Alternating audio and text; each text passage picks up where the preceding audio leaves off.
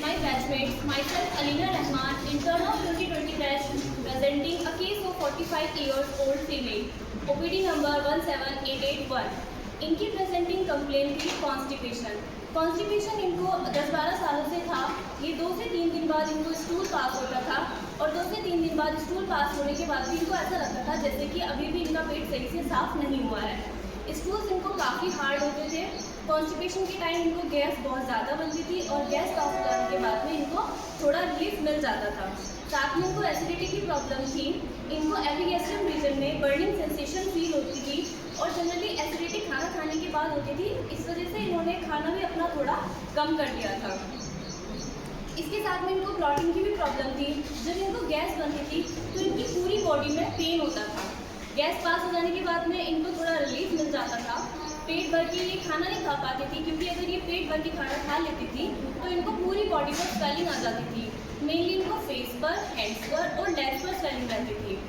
Next इनको सोते हुए रात में अचानक से इनकी आँख खुल जाती थी और इनको घबराहट होने लगती थी, पसीना आता था, ये उठ के बैठ जाती थी, फिर पानी पी के इनको थोड़ा रिलीफ मिल जाता था।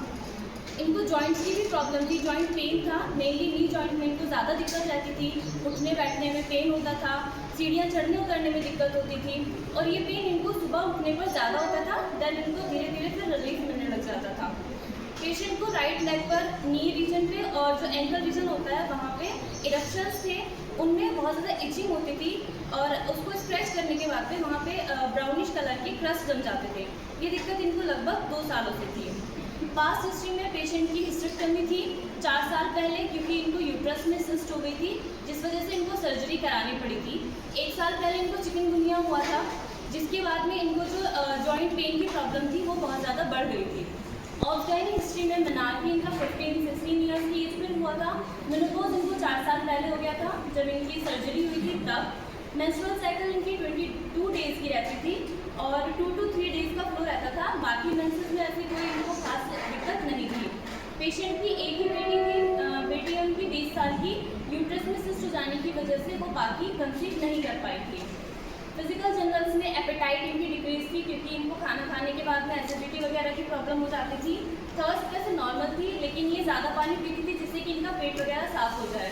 थर्मल इनका हॉट था, ये बोल रही थी कि इनको गर्मी बिल्कुल बर्दाश्त नहीं होती है, इनको घबराहट होने लगती है। स्टूल इनके कॉन्स्टिपेटेड थे, हार्ड स्टूल्स थे, urine normal, sleep 7 to 8 hours की, ब्रेन इनको याद नहीं रहते थे, पर्सपायरेशन इनको हेड पर ज़्यादा था और उसमें एक ऑफेंसिव स्मेल भी थी। सेंसिटिविटी इनको टाइट क्लोथिंग से थी, इससे इनको बंधा बंधा सा फील होता था। तेज़ आवाज़ से भी इनको दिक्कत थी, कोई अगर इनसे तेज़ आवाज़ में बोल भी जाता था तो इनको इरिटेशन होती थी और साथ में गुस्सा भी आता था। स्पीड इनकी कम थी। डिफरेंशियल डायग्नोसिस में हमने लिया था IBS, इंटेस्टाइनल ऑब्स्ट्रक्शन और functional constipation with functional dyspepsia. IBS में कॉन्स्टिपेशन प्लस ब्लॉटिंग होती है, सिम्टम्स आफ्टर ईटिंग वर्स हो जाते हैं और मेंटल फैक्टर जैसे इरिटेबिलिटी प्लस एंगर भी होता है, ये सब इनमें प्रेजेंट था। लेकिन IBS में स्टूल्स के बाद में रिलीफ हो जाता है, इनको स्टूल्स के बाद में भी रिलीफ नहीं था और इनमें ऑल्टरनेटिंग डायरिया कॉन्स्टिपेशन जैसा पैटर्न भी देखने को नहीं मिला था, एब्डोमिनल पेन भी नहीं था, इसलिए ये नहीं लिया। इंटेस्टाइनल ऑब्स्ट्रक्शन में भी कॉन्स्टिपेशन प्लस ब्लॉटिंग होती है लेकिन इसमें सीवियर एब्डोमिनल पेन साथ में वॉमिटिंग जैसे सिम्टम्स देखने को मिलते हैं, वो भी इनमें नहीं था। Functional constipation with associated functional dyspepsia, यही हमने इनका डायग्नोसिस लिया था क्योंकि इनको कॉन्स्टिपेशन था, क्रॉनिक कॉन्स्टिपेशन था, नॉन प्रोग्रेसिव टाइप का था, कोई ऑर्गेनिक कोज भी नहीं था, साथ में ब्लॉटिंग, एसिडिटी और हैवीनेस फीलिंग थी आफ्टर ईटिंग। मेंटल जनरल्स ये फास्टिडियस थी, इनको गंदगी बिल्कुल भी बर्दाश्त नहीं थी, बहुत साफ सफाई से रहती थी और हर काम को इनको तरीके से करना पसंद था। मतलब ये नहीं कि बस काम पूरा करके रख दिया, तरीके से करना है, भले इनको थोड़ा टाइम ज़्यादा लग जाए, मतलब काम परफेक्शन के साथ पसंद था। एंगर इनके अकॉर्डिंग अगर कोई काम नहीं हुआ तो इनको गुस्सा आ जाता था, गुस्से में इनका फेस रेड हो जाता है और बॉडी में से हीट निकलने लगती है। गुस्से में जब ये पानी पी लेती है तो इनका गुस्सा शांत हो जाता है। गलत बात इनको बिल्कुल बर्दाश्त नहीं है, जो गलत लगता है इसको तुरंत बोल देती हैं, भले इनकी किसी से बहस भी क्यों ना हो जाए, लेकिन मन में कुछ नहीं रखती हैं, बाद में सब नॉर्मल कर लेती हैं। ये किसी से भी अपने रिलेशंस को बिगाड़ के नहीं रखना चाहती हैं, सबसे अपने बॉन्ड्स अच्छे बना के रखना चाहती हैं। ये अपनी बात को सही मानती है, दूसरों की बात को इजीली एक्सेप्ट नहीं कर पाती हैं।